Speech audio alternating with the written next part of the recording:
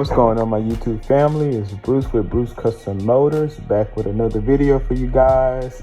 I'm back. Texas is finally getting where it needs to be, so I'm going to start ramping up the videos again. So to all my subscribers, thank you for your patience. So as you can see from the title, this video is going to be about your MAF sensor. Now, why you would want to upgrade your MAF sensor is because a large diameter prevents the MAF from reading too much air coming in and retarding the boost. So if you have, let's say, a stage 2 tune, a stage 3 tune, and you're pushing boost through your factory MAF sensor, which stands for mass airflow sensor, it's going to automatically retard the boost, so you won't put too much air into your engine, so you won't be able to capitalize on all of that extra boost. Now, this is really kind of taking it to the next level as far as just tuning your car to get the best performance you can out of it. You don't have to upgrade your MAF, but if you do upgrade your MAF, you definitely will get the bang for your buck. Like I said, with me, when I upgraded my MAF to the Audi S3 MAF, I did notice that my boost on my boost gauge was reading about 2 degrees higher as before when I had the factory MAF on my car for the Audi A5 2.0. I was about, let's say, 2% or 2 numbers lower on my boost, because the car ultimately is a computer and it has a safety net to prevent you from blowing your engine or doing anything crazy. So what I did in order to reach the next level is I pretty much got an Audi S3 MAF sensor. The reason I stick with Audi S3 rather than, let's say a RS7, RS5, and, not to mention you would have to retrofit those MAF sensors, is because Audi S3 is essentially our car tuned by the dealer. So they put all those extra parts that you would need as a tuned vehicle from the factory right into your car. So why not just follow the dealership footsteps and get parts that will sustain themselves and work great for your car. So as you guys can see right here, this is a MAF sensor. This is how it looks. Like I said, guys, a MAF housing limits the amount of air before you can go static and not be able to measure any more air. The larger the housing, the more air that can be measured. So just remember that, guys. This is an easy mod to where you can get more torque and more horsepower. Why I say more horsepower? Because at that point your car will read the airflow and align the boost and the gas to where you can get the biggest bang for your buck on your tuned vehicle. Like I said, guys, it's not only just upgrading your MAF sensor, it's also maintaining your MAF sensor.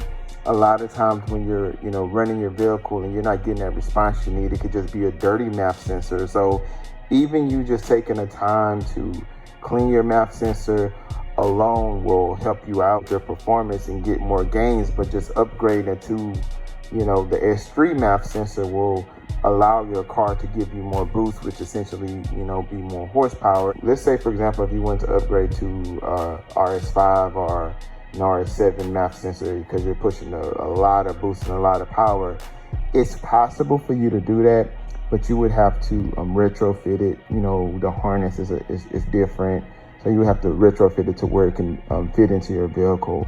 That's a step you can go as well. Let's say, for example, you have an S3 and you want and you're tuning your S3 and you want to get more tune out of your S3 or your S4. You can actually upgrade to an RS3. I actually have a buddy of mine who retrofitted the RS3 MAF into his S3, and he's pulling about 4 more degrees of boost. And when I say degrees, I mean numbers, just simple 1, 2, 3. He was boosting at 24. Now he's boosting at 20, 28, 29 with the new MAF sensor. So it definitely works, guys. If you have the time, try it out. It's an easy mod. It's an easy mod to do for your vehicles. Like I said, this is for people who are really big in tuning or who really want to get the most they can out their car. A lot of people ask me how I get the numbers I get and what have I done to my vehicle. So I'm giving you guys a secret, codes, and a perk. I was cleaning out my garage and I found a MAF sensor, and I totally overlooked the fact that I upgraded the MAF sensor, and I missed it on my mod list as well as my horsepower video. So I just want to share this information with you guys So I'm also gonna leave a link in the description to where you can get a map sensor for Audi S3 to get into your 2.0 Audi A3, A4, A5, Q5, A6, anyone that carries a 2.0 turbo. I believe that it's possible that you can run some of these mods for an Audi TT, but I'm really starting to research that because I know that when you're going TTRS, you're dealing with that 5-cylinder, and that's a whole nother beast within itself. So yeah, guys, just wanted to share this video. Please like and subscribe. Thank you guys for the love and support. Hope everyone's having a blessed day. To all my Texas team, stay blessed, be safe. Hope everything is working out good for you guys. Peace. Yeah, what's going on, YouTube? In this video, I just want to kind of talk about cold air intakes and signs of loss of horsepower, or if you're at a point to where you can't get past a certain number, how important it is to maintenance your cold air intake. It's bigger than just cleaning the filter. It has a lot to do with also cleaning the mass airflow sensor. And as you can see right here on my tubing, this is the mass airflow sensor. And if you kind of look in there, trying to give you guys a good angle, can't see the angle, but if you actually look inside, what happens is the air goes into here, this part, and it's read by this. And I think I did a separate video on this right here. And this gonna do is I switched the bolts on mine. They were Torx, but I switched it to an alley wrench. It was just easier. You know, Audi, VW, BMW, they come with a lot of torque bits, so I just always switch my screws to alley wrenches to make it easier. But basically, the first thing you want to do is just, once you take off the intake, it can be your OEM or aftermarket intake, you just pretty much unscrew these components right here. So once you take out the bolts, which is going to be right here, and you can even look and see just kind of the greasiness right there. So there we go. That's the thing I want to clean right there. Also, you want to be very delicate. You don't want to bend or damage that part, or you're gonna have to get a new mass airflow sensor. This is actually my second one because I was a little too abrasive and I broke the other one.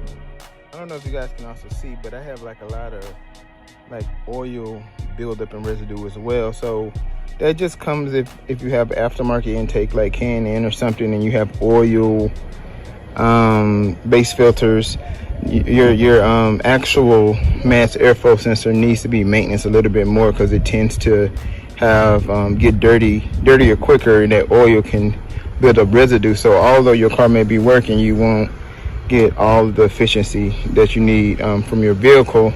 So I'm going to make sure this gets cleaned up so my car can run better. This is what I use to clean it. So this is going to be mass airflow sensor cleaner. Now, I've used alcohol before. They say not to because alcohol has some form of residue. I've used water. I've used, you know, different things.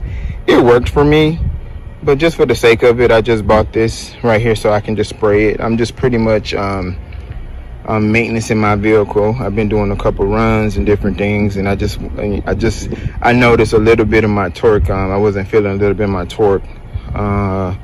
And I haven't been able to go to the dyno shop to see if I decreased or increased, but just based on my percentage of airflow, it did reduce a little bit. So therefore, I'm doing the maintenance on my air intake. So pretty much, as you can see, it comes with a tube. So I'm gonna clean it a little better, but I just want to kind of show you guys. So you want to just kind of, you know, spray inside here. You want to spray that, and once you spray it, as you can see how it sprays.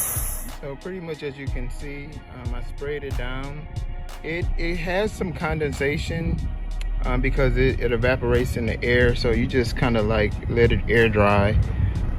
Make sure you clean inside every part that you possibly can.